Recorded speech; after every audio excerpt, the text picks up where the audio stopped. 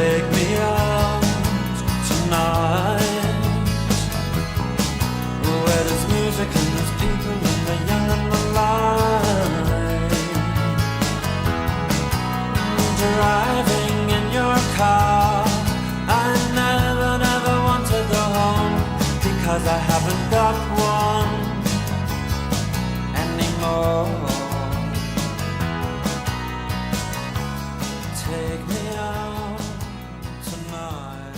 Hello and welcome to a special bonus episode of the Weekly Stuff Podcast with me, Jonathan Lack, counting down the top 10 films of 2023.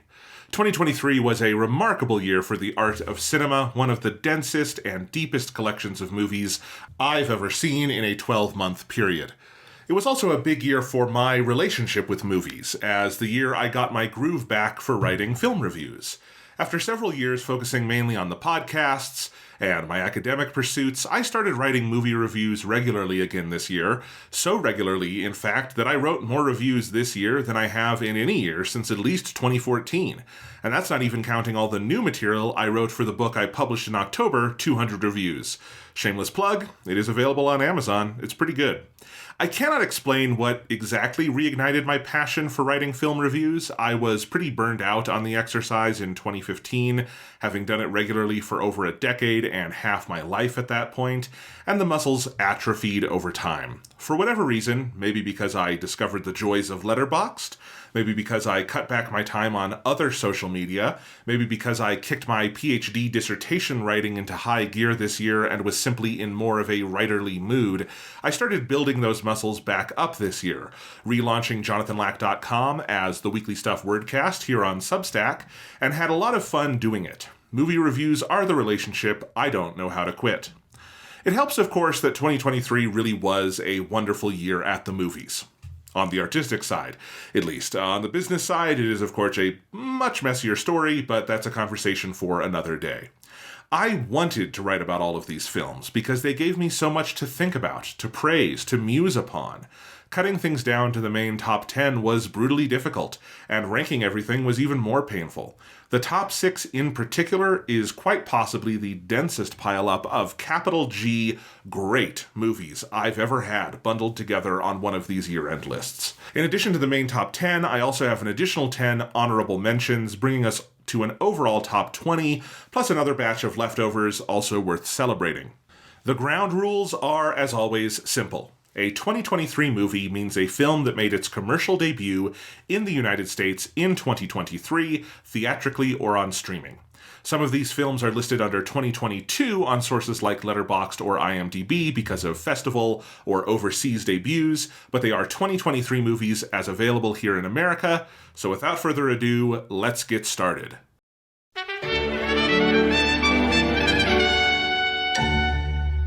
Part 1. The Leftovers.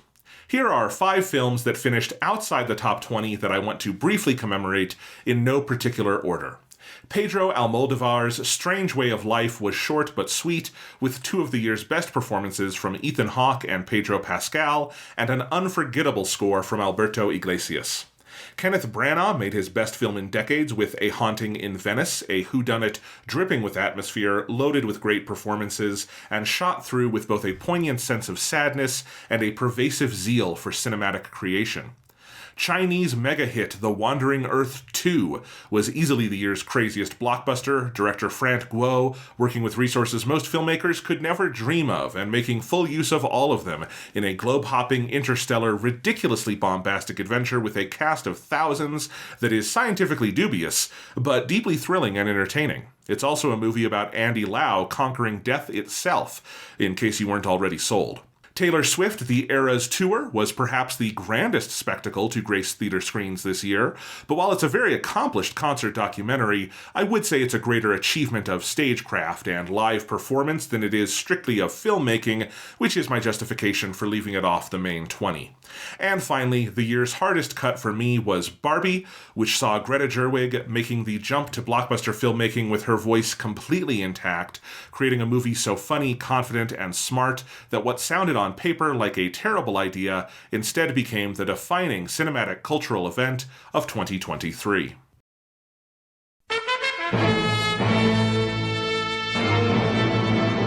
Part 2, Honorable Mentions, number 20 through number 11.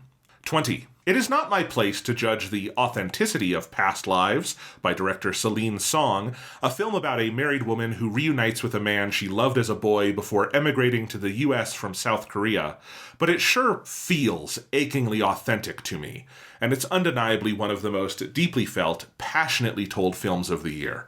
I love how slowly and methodically the film develops character, mood, and atmosphere, how willing it is to sit with uncomfortable emotions, and acknowledge how resolutely life doesn't bend to clean narrative scripts, without ever making anyone out to be a villain or bad actor. Past Lives is about good people trying to process complex, messy feelings, and it feels like something of an emotional exorcism for everyone involved making it.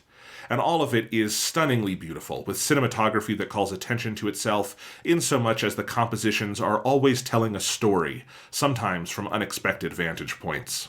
19.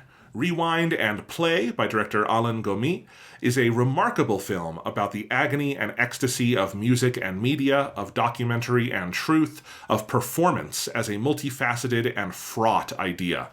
Crafted from the raw footage of a documentary on Thelonious Monk made for French television in 1969, Gomis' film lays bare the uncomfortable reality of the role Monk is asked to play for the cameras, as stupid and shallow questions are answered with what French interviewer Henri Renaud deems unacceptable simplicity, and the one deep, incisive response he gets out of Monk is rejected as derogatory. "It's not nice," he explains to an exasperated Monk, who realizes that he is not here to speak his truth, but he can at least play it. And the other half of the film, spent watching Monk alone at the piano, playing transcendently, is astonishing and transfixing. But the juxtaposition Gomis creates here, or uncovers as it might be more accurate to say, imbues that performance with more than just the appreciation of musical genius at work.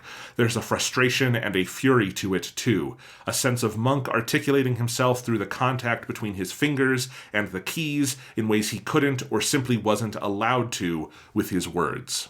18. Suzume, by director Makoto Shinkai, is a road movie in two parts. The teenage bonding come disaster flick shape of the first half, giving way to the more intimate, emotionally fraught determination of the second, with diverse locations across Japan constantly giving the film an ever-evolving sense of grounded locality. Set pieces occur in the ruins of both natural disasters and economic downturn, with the high point of the film's spectacle coming in a struggle at an abandoned amusement park atop a Ferris wheel. But no matter where the characters are, it feels like they are somewhere specific, and the theme of empathizing with the dead who haunt these spaces is some of the most affecting work in Shinkai's filmography. The film climaxes with its protagonists screaming in defense of their own existence into the void of death and destruction, a moment that mirrors ways in which both Your Name and Weathering with You resolved their own thematic tensions, but with a full-throatedness, literally and figuratively, I found startling, a way in which metaphor and fantasy are briefly stripped away to let the characters say what needs saying directly to the land and to the world itself. As a production, Suzume is an impossibly lush widescreen triumph, featuring set piece after set piece rife with astonishing levels of kineticism. The depiction of movement here, from people to cars to an animate chair, is jaw-dropping. And even by Shinkai's always high standards, the character animation, color work, and hyper-detailed backgrounds are a cut above. The space of a movie theater rarely feels as exhilaratingly transformed as it does here. Number 17. On paper, Blackberry, by director Matt Johnson, sounds like part of this weird new genre of product biopics. Priopics? That has cropped up this year, alongside Air, Tetris, and Flamin' Hot. In actuality, it's a much more compelling and complicated film than those. Not at all the celebratory or feel-good story of ingenuity winning the day, but a dark and provocative parable about the cutthroat, soul-crushing, ethics-demolishing incentives of our current tech-driven, growth-at-all-costs late capitalist hellscape, using the real-life rise and fall of the BlackBerry cell phone brand to tell a story that is achingly increasingly familiar across multiple industries, the Faustian bargain and gradual dismemberment of the soul that follows from turning a personal passion project into an international, publicly traded megacorporation. The film is driven by two extraordinary performances from Jay Baruchel and Glenn Howerton, the latter only a few degrees off from his many years of work as Dennis on It's Always Sunny in Philadelphia, a being of raw but flaccid rage who is alternately terrifying and darkly funny. Riveting and entertaining, but also confrontational and thought-provoking, Blackberry is a finger-on-the-pulse reckoning with a certain kind of story that's become disturbingly endemic to Western economies and culture, immediately taking a place among the best films about this era of tech and communication.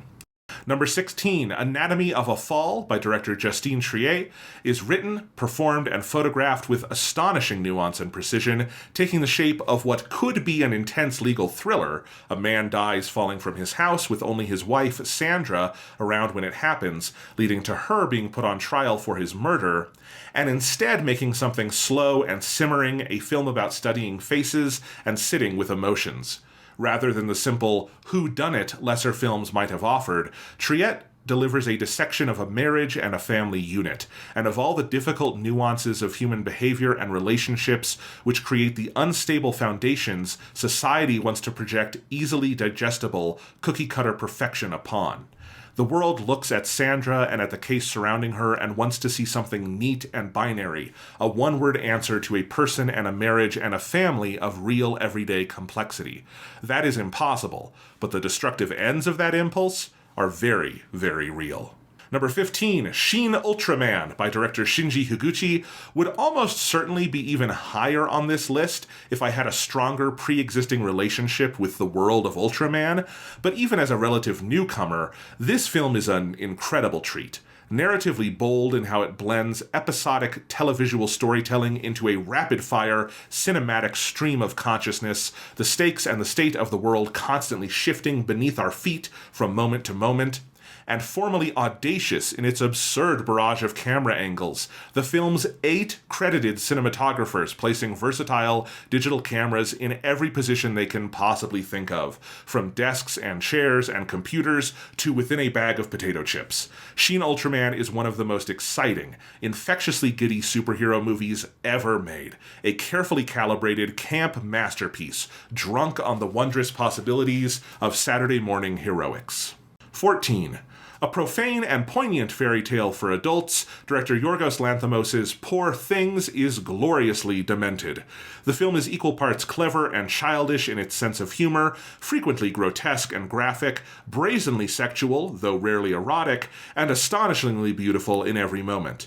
In its cinematography and design, yes, but also in the film's enduring, disarming sweetness.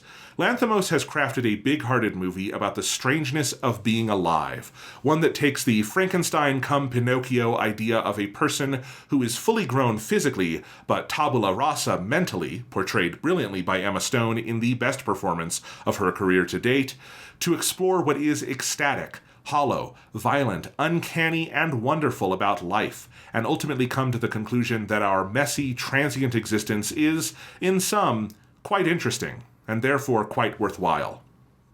Number 13, Bottoms by director Emma Seligman is raucous, unhinged, and brilliant. The best time I had with a crowded opening night audience all year.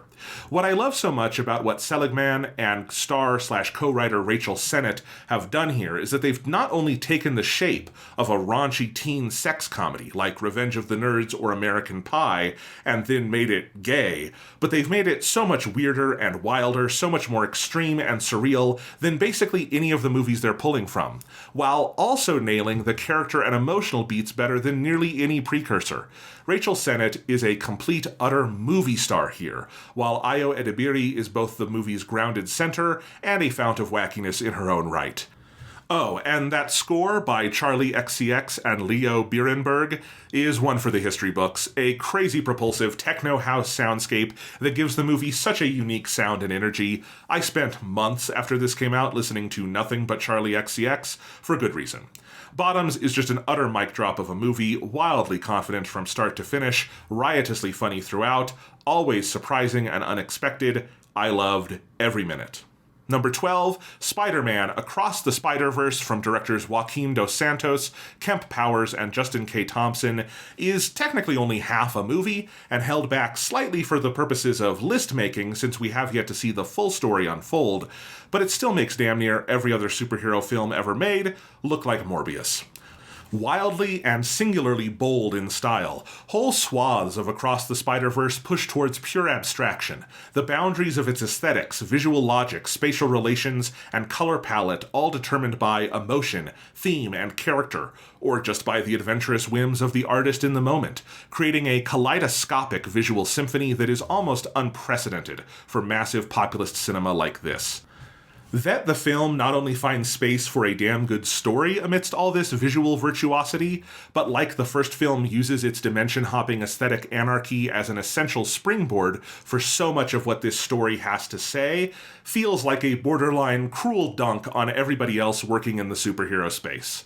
Across the Spider-Verse is at its core a coming-of-age film, but what makes it so special is how it takes the metaphor and blows it wide open, weaponizes our culture's current interest in multiverse stories and evergreen obsession with Spider-Man mythos into a playing field where the emotional intensity and messiness of its ideas can be made manifest.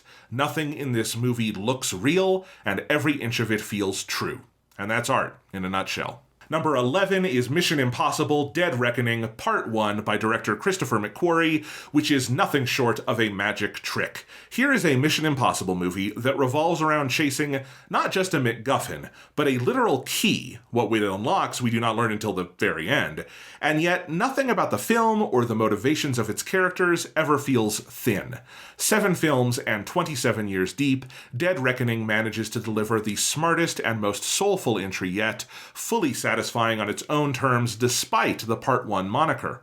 The film is filled with all of the deliriously creative action one has come to expect from McQuarrie's direction, but also imbued with a degree of tension, atmosphere, and weight unlike anything we've seen from the franchise before.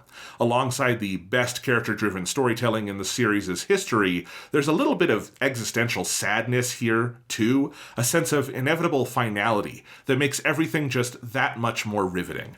The amazing stunts, ludicrously creative set pieces, propulsive score by Lorne Balfe, ever-committed work from Tom Cruise, and a joyous star turn from Haley Atwell all help. This really might be the best mission so far, and magic is the only word for it.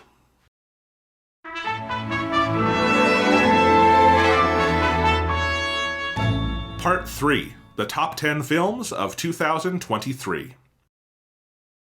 Number 10, The Killer, from the United States, directed by David Fincher.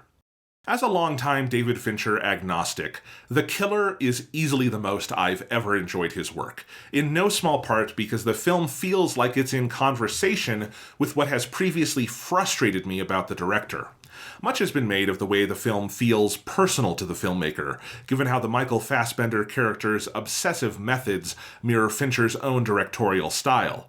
And certainly as an action procedural, a movie dedicated to watching a violent professional go through every step of the process, The Killer is astonishingly immaculate, a well-worn story told with such overwhelming attention to detail, such exceptional craftsmanship, that it could really only come from a director with as obsessively precise and casually cool a sense of style as the archetypal killer himself. But if The Killer is in any sense autobiographical, it feels lacerating, an auto-critique that brutally tears down the mythos around this kind of archetype before building the character back up as an empty signifier, blank and knowingly hollow. The procedural undercuts itself at every turn as the protagonist continually runs into the limits of his own inflated ego, the whole film shot through with this sly, self-deprecating humor.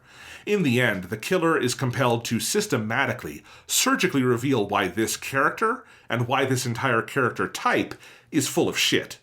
If Fassbender's character has come to find any inner peace at the film's end, it comes through accepting how he is, in truth, unexceptional.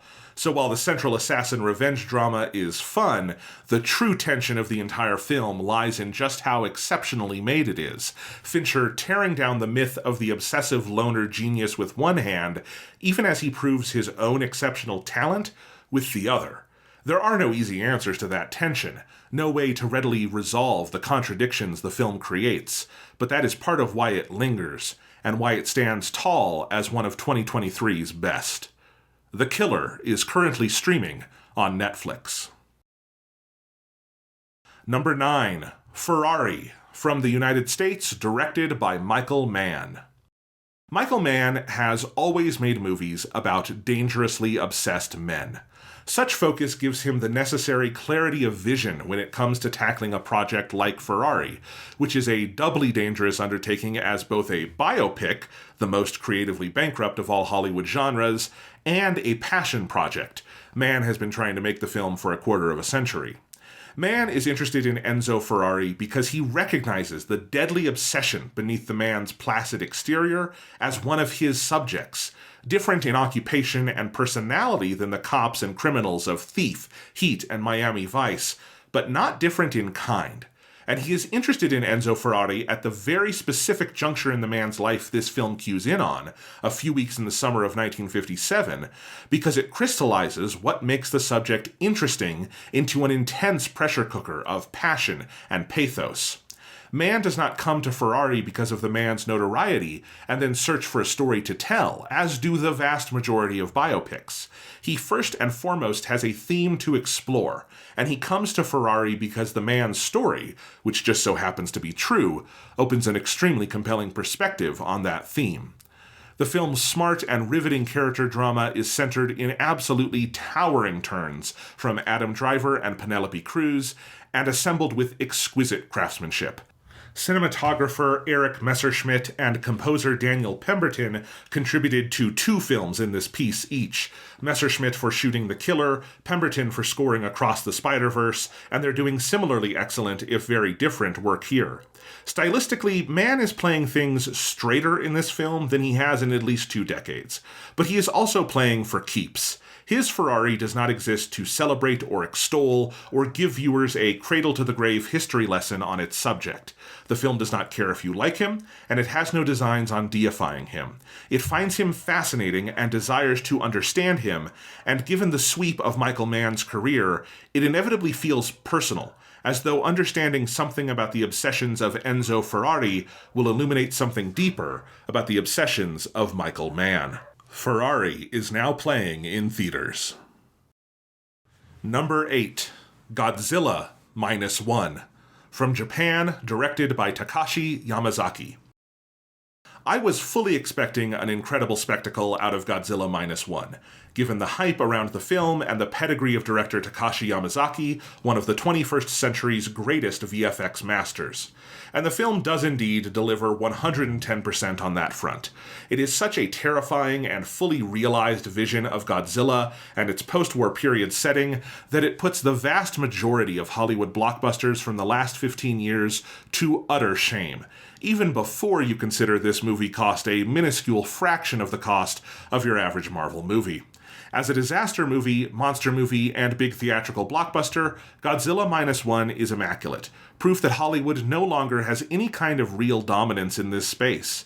And as good as the effects and direction are, the score by Naoki Sato deserves just as much credit, with some choice deployments of classic Akira Ifukube tracks as well.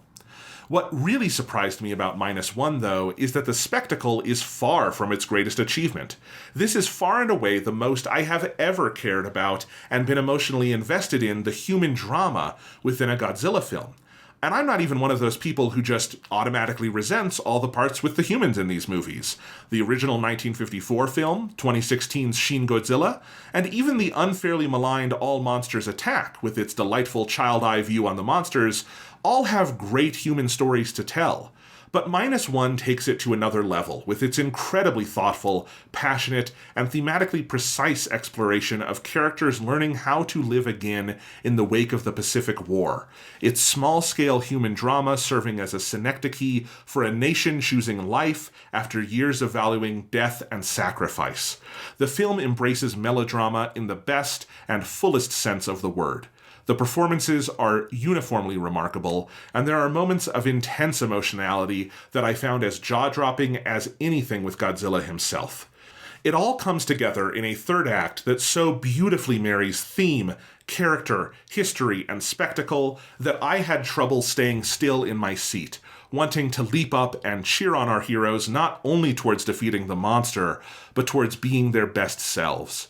This is a big, terrifying, awe-inspiring, and beautiful movie. A vision of Godzilla that not only feels bold and culturally specific, but personal, in a way you don't expect walking into a kaiju movie. It is wholly remarkable. Godzilla Minus One is now playing in select theaters. Number 7, John Wick, Chapter 4, United States, directed by Chad Stahelski. Calling John Wick Chapter 4 one of the greatest action films in the history of the cinema feels like underselling it, somehow. The film's myriad accomplishments are bigger than that. What Chad Stahelski, Keanu Reeves, cinematographer Dan Laustsen, production designer Kevin Cavanaugh, and every other artist involved here have achieved, what they have been building towards for nearly a decade across these 4 films, is a tour de force of kineticism on par with the silent film greats that inspired Germain Dulac to declare movement the essence of cinema, the definition of cinégraphie, or Jean Epstein to declare animism the soul of cinema. John Wick 4 is a deliriously thrilling action movie, yes, but it is moreover a testament to light and color and shapes in constant motion, in a breathtakingly synchronized dance, the possibilities of the art form itself made manifest in the incredible images captured and the relentless momentum with which they are strung together, pushing the viewer into a powerful, out-of-body experience. The mastery of cinematic craft on display in Chapter 4 specifically is truly overwhelming, is truly humbling to watch unfold as a lover of the art form. Every set is a stunner. Every action beat takes place against a backdrop so bespoke and colorful and precisely lit that it barely feels possible. Every shot is so strikingly well composed that cuts kept taking my breath away as each subsequent image stuns anew. The sound design is equally extraordinary, and Tyler Bates and Joel J. Richard have composed a killer neo-Western techno score that feels like it's blasting out from the walls of the mise-en-scène. The film is, in short, an absolute marvel of a production. It is not just style for style's sake, not just action for action's sake, but art, goddammit. Big, beautiful, ambitious, audacious, thrilling art. Art that just so happens to involve shooting a whole lot of people in the head, but that also invites the viewer to participate, to lean forward in their seat, and gasp and laugh and feel their blood pumping harder and faster in their veins. The affective qualities of the cinema have rarely been felt so strongly as they are here. John Wick Chapter 4 is currently available to buy and rent on digital retailers, and is also available on DVD, Blu-ray, and 4K UHD. Number 6, Asteroid City, and The Wonderful Story of Henry Sugar, and The Swan, and The Rat Catcher, and Poison. All from the United States, all directed by Wes Anderson. Wes Anderson directed 5 films in 2023. One 105-minute feature released to theaters, Asteroid City, and 4 shorts released to Netflix based on the works of Roald Dahl. The Wonderful Story of Henry Sugar, running 39 minutes, and The Swan, The Rat Catcher, and Poison, each running 17. All collectively push his signature style farther than it has ever gone, and all evince a simultaneous love for the act of telling stories, a giddy, inventive, infectious love, and a deep, passionate curiosity about why and how we tell stories in the first place. They are all critical texts reflexively engaged with the nature of storytelling, filmmaking, and performance. Virtually every actor in all 5 films is playing 2 or more parts in each, and beautiful acts of praxis in their own right, at turns delightful, horrifying, thought-provoking, and moving. If the Roald Dahl shorts had been released as an anthology feature to theaters instead of being tossed into the terrifying bowels of Netflix, where few seem to have realized they even exist, I suspect many more critics would be identifying 2023 as one of the single most important years of Wes Anderson's storied career, a year where his long-standing fixations on artifice and framing devices and stories within stories achieved something of a kaleidoscopic apotheosis. Asteroid City is presented as a golden age, 50s or 60s TV program, documenting the creation of a play, the eponymous Asteroid City, with the play itself being performed in the main body of the film, in color and in widescreen, with black and white scenes framed in the Academy ratio exploring the creative process. The action of the film isn't so much what's going on in Asteroid City, the town, the play, or the movie, but what's going on in the heads of these people who are writing, directing, and starring in it.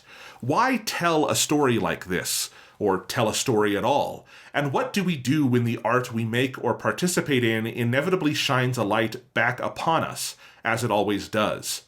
The film does indeed involve first contact with a quirky stop-motion alien, but instead of the alien's arrival immediately and dramatically changing everything, it pointedly changes nothing. A person grieving their dead wife or mother who meets an alien one day is still going to be in the process of grieving when they wake up the next morning, and they will still know nothing about the existential mysteries prompted by her death. The ultimate challenge of life may not be to find the answers to all the great questions that weigh us down on a daily basis, but to instead find comfort in the not knowing. And while we are all unlikely to meet an actual alien to prompt such introspection, Anderson suggests through the film's nesting doll structure that art itself is the encounter that makes us appreciate the unknowability of these quotidian mysteries, and that in the making and dissemination of art, we can come to find that comfort within the cosmic mysteries of life. The Wonderful Story of Henry Sugar, the banner title in the Roald Dahl anthology, is Anderson's version of Robert Bresson's experiment in Diary of a Country Priest, where the filmmaker is not so much adapting the book as filming its text directly. Anderson even goes further than Bresson did, or than he himself has gone in previous reflexive engagements with the artifice of filmmaking, by dispensing with the idea of a closed diegesis at all, having the actors speak directly to the audience at all times, and constructing every set as a one-sided proscenium, a la the silent shorts of Georges Méliès from over 120 years ago. There is no fourth wall to break. The film's visual, spatial, and temporal logic is dictated by the form of the literary writing, which in turn highlights the difference in form between novel and cinema. We are being told the story rather than watching it unfold. Time moves like it does in a book. When the narrator says that 16 minutes have passed, suddenly they have. When the narrator tells us that we are in a new location, the setting opens up behind us to show that scenery without a cut. Anderson's Henry Sugar is nothing less than a bold and radical attempt to visualize the workings of our inner eye when we read a story, or better yet, when one is read to us. They forget that there are other ways of sending images to the brain, says Ben Kingsley's character, who can see without opening his eyes. It is the thesis statement of the film. The other three shorts, The Swan, The Ratcatcher, and Poison, follow much of this stylistic logic while adding peculiar flares of their own. The Swan is particularly confrontational in form, with Rupert Friend staring us dead in the eyes and reading this bleak, violent story in an unceasing rhythm, doing every voice himself, the space of the narrative a maze of interlocking sound stages from which there is seemingly no escape. The Ratcatcher is all about play acting, with minimal props and each actor jumping freely between characters. Friend is both an onlooker and the rat, while Ray Fine plays the eponymous Ratcatcher, and Roald Dahl in the framing device, and the voice of a stop-motion rat as it embodies the character of the Ratcatcher. Suffice to say, it's complicated. The grisly climax, meanwhile, is depicted purely through pantomime. Finally, Poison is a tense but blisteringly funny tragicomedy of anticipated body horror, which reveals itself in its closing moments to actually be a piercing, bone-chilling parable about racism and class. The three shorts all dive into the darker, stranger, more grotesque and pessimistic side of Dahl's writing, a side that has never really been committed to film in any extended fashion before. In this way, we might also call these shorts Wes Anderson's first horror films. And as funny as the SNL skit The Midnight Coterie of Sinister Intruders is, these shorts reveal that Anderson's vision of horror is quite different than the pastiche a parody could extrapolate from his early works. As always, Anderson is a far richer, deeper, and more surprising artist than those who mock or dismiss him understand. Asteroid City is available to buy and rent on digital retailers and is also available on DVD and Blu-ray. The Wonderful Story of Henry Sugar, The Swan, The Ratcatcher, and Poison are all streaming on Netflix. Number 5, Showing Up, from the United States, directed by Kelly Reichardt. Kelly Reichardt's Showing Up is at once both a very small and an impossibly big film. Small because it is so intensely personal and low to the ground, a relatively uneventful story about a few days in the life of a frustrated artist as she prepares for a show, where the stakes mainly amount to how much discomfort she feels with her life and how much discomfort we, the audience, are made to feel in turn. And yet it is also impossibly big because, in classic Reichardt fashion, this small slice of life is illustrated in such endlessly rich detail that it gradually takes on all the fraught, complex immediacy of real life, and comes to ask so many fundamental, unanswerable questions about the maddening grind of daily existence. Michelle Williams is the star here, and while she's always great, she is at her best working with Reichardt, who always gives her the space to perform quietly and subtly, and with ample time to develop the emotions and physicality and voice of the character. The whole movie is so deeply lived in and uncomfortably real, no part of it more so than Williams' performance. Hong Chow is her equal, playing Williams' artistically gifted landlady and nemesis, who gets her to take care of an injured pigeon, created with a truly spectacular animatronic that might be the year's best special effect. But Williams' most significant co-star might be the production design itself, credited to Anthony Gasparo, through which every space, every building, every color, and every costume choice tells a story. Showing Up is gloriously and rewardingly slow, beautifully detailed, and quietly but extremely funny, building to its surprising punchlines with clockwork precision. It is another high watermark in the Reichardt-Williams collaborative filmography, which is one of the richest director and actor pairings of my lifetime. Showing Up is currently streaming on Paramount Plus with Showtime, can be bought and rented on digital retailers, and is also available on Blu-ray and 4K UHD from A24. Number 4, Walk Up, from South Korea, directed by Hong Sang-soo. Hong Sang-soo's latest is one of the most quietly devastating films I've ever seen. A movie that uses Hong's singular long-take style and a simple but rigorously ordered structure. 4 major sequences, separated by 3 ellipses, each signaled by a recurring piece of music, to paint a vivid picture of a man in purgatory. A figurative purgatory, at least, a prison of behavioral patterns he cannot break out of, and personal failings he cannot overcome, but also possibly a literal purgatory, as this is a film about a man who enters a building he is never able to leave within the bounds of the film, and whose retrenchment into this space is signified by a damning Mobius strip ending that cuts off all possibilities of escape. Hong stalwart Kwon Hae-hyo is extraordinary here as our prickly lead character, Byung-soo, a popular filmmaker caught in a rut and perpetually on the outs with those important in his life. He comes to a building owned by an old, estranged friend, or possibly ex-lover, Miss Kim, along with his estranged daughter, to see if Miss Kim can give her advice on a career in interior design. Years pass, and with each ellipses, Byung-soo is stranded even more profoundly in this building and in his relationships with the women he encounters there.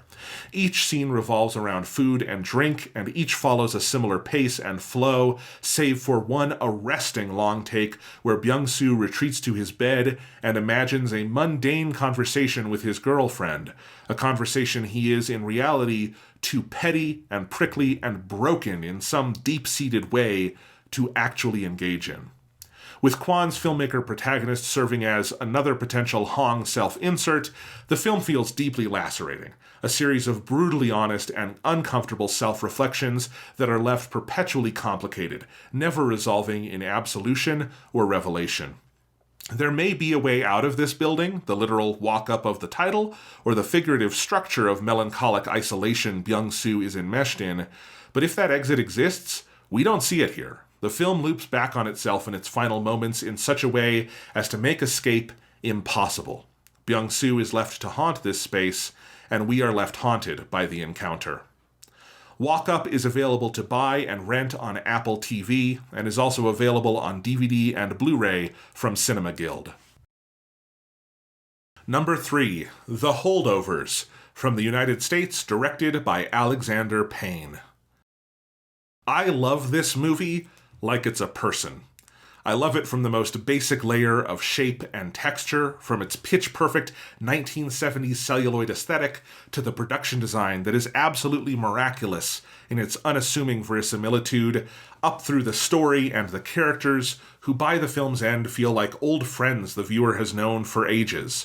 The broad strokes of the narrative are simple and archetypal. A cranky professor is charged with looking after a promising but behaviorally delinquent student over the Christmas break, both warming up and learning about themselves and each other as the days go by.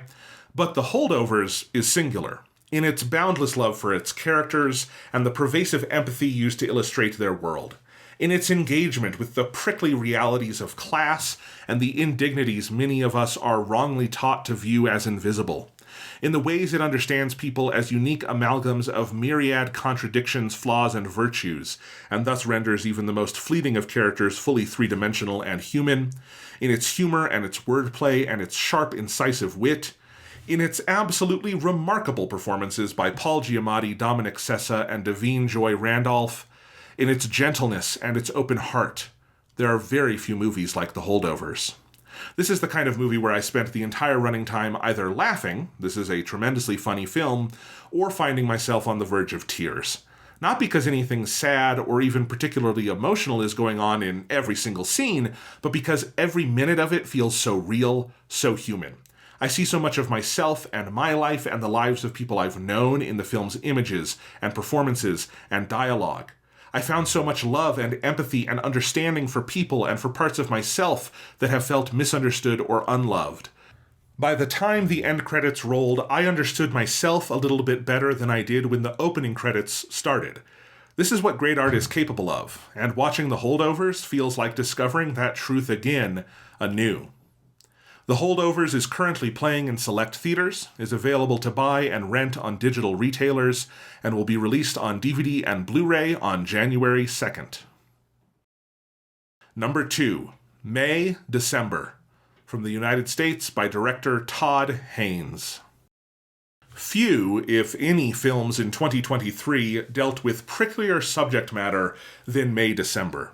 The true story of Mary Kay Letourneau with the serial numbers filed off, of an adult woman who raped a middle schooler and then married him after her stint in prison.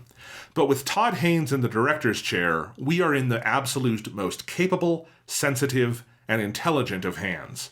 May December may be the most ambitious tonal tightrope Haynes has attempted to walk since his debut film, Superstar, the Karen Carpenter story, a movie so dangerous to its surviving subjects that it can only be viewed as a multi-generational bootleg. And like that film, this one blends complete straight-faced sincerity and immense vulnerability with high, winking camp, its heart on its sleeve and its tongue planted firmly in its cheek. May December is in subject matter an intimate film, but it is a gigantic work of art. The film is at times harrowing, at times hilarious, at times deeply uncomfortable and cringe-inducing, at times revelatory in its unbridled emotional honesty. Half the dialogue consists of double entendre, some of it subtle, some of it brilliantly sophomoric, often both at the same time. There are so many layers to what Haynes and his collaborators, including Julianne Moore weaponizing camp like a switchblade, a career-best Natalie Portman, and a revelatory turn from newcomer Charles Melton, are doing here. So many themes above and beyond just the central dilemma of grappling with a relationship built on an inexcusable crime. The film is also about performance and image and duality and duplicity and sexuality and so much more. It is a movie positively rife with visual symbolism, much of it intentionally obvious, all of it still so complex. There are very few directors who work like this, who revel so unabashedly in contradictions, who use tone to destabilize and challenge their audience with such surgical precision. Fewer still are capable of pulling it off. Todd Haynes is singular, and this film is a masterpiece. May December is currently streaming on Netflix. And the number one best film of 2023, is The Boy and the Heron, known in Japan as How Do You Live, from director Hayao Miyazaki. Is it inevitable, bordering on anticlimactic, that I would name the first new film in 10 years from my all-time favorite director as the year's greatest motion picture? Perhaps. But this is, for me, undeniably the honest choice, because The Boy and the Heron is simply the movie I most loved watching in 2023, the one whose visual storytelling most engrossed me, the one that sank me most deeply into something of a trance, wherein time and the outside world slipped away. I love the way this film thinks and moves and feels, the quiet but fierce confidence with which it brings us into its protagonist's fractured world and aching inner life, and the profound dream logic with which the other world he enters unfolds. This is the strangest and most challenging film Hayao Miyazaki has ever made. Emotion sublimated on the surface, while emotional logic abounds everywhere else. The Boy and the Heron is the most the director has ever fired from the hip, has imagined straight onto the canvas as though pictorially transcribing his dreams. Narrative and geographic and diegetic coherence is prioritized far, far beneath the whims of the imagination. Miyazaki's features have sometimes had moments of breakage, where the reality we have been watching slips away, and we enter a poetic land where logic gives way to lyricism. I think of the plain graveyard in Porco Rosso, a line of lost pilots stretching on to infinity, or the journey to the sixth station in Spirited Away, where Chihiro takes a train across an eerie and unending ocean, or the mountainside cottage where a young Howl is visited by a star in Howl's Moving Castle, a place that seems to exist in a dimension all of its own. Moments like these can only be read symbolically, emotionally. We react to them like we do a piece of music, and Miyazaki certainly leans hard on composer Joe Hisaishi to bring these dreamscapes to life. If I were to try describing The Boy and the Heron in relation to Miyazaki's canon, I would say it feels like one of these moments stretched out to feature length, its main character entering a series of these haunting, sublime expanses and journeying there for the whole of the runtime. And what images these dreams are made of. It is entirely possible The Boy and the Heron is the single most lavish animated film ever produced, a proclamation that will only seem hyperbolic until one sees these images unravel for themselves. The sheer number of frames of animation drawn for every character and on-screen element is staggering. The fluidity and ferocity of every movement genuinely astonishing. That it took 7 years to animate is unsurprising when watching the finished product. The grandeur and complexity of the imagery is humbling to witness, and I do not even know how to properly express just how extraordinary it is a film like The Boy and the Heron even exists. A purely auteurist vision, boldly and brazenly and defiantly singular, but operating on a scale of both material resources and raw imagination of which most filmmakers can scarcely dream. To some degree, putting this film, which I have in no way begun fully to grapple with or wrap my head around, though it has consumed my thoughts for weeks, at number 1 is hedging my bets against the future, on the assumption that this is a movie I will carry with me and continue to discover for years and years to come. That whatever love I have for it now, and it's a lot, will only grow more intense in the years to come. It is a good assumption, I think, given my lifelong relationship with the films of Hayao Miyazaki. But it was also the movie I needed most this year, the film that came to me just as difficult questions about life and time and mortality were creeping into my mind. If it did not give me answers to those questions, which are of course unanswerable, then it gave me a powerful framework through which to think and feel their magnitude deeply. What more can we ask of art? The Boy and the Heron is currently playing in theaters in both Japanese with English subtitles and English dubbed versions. I can happily recommend both.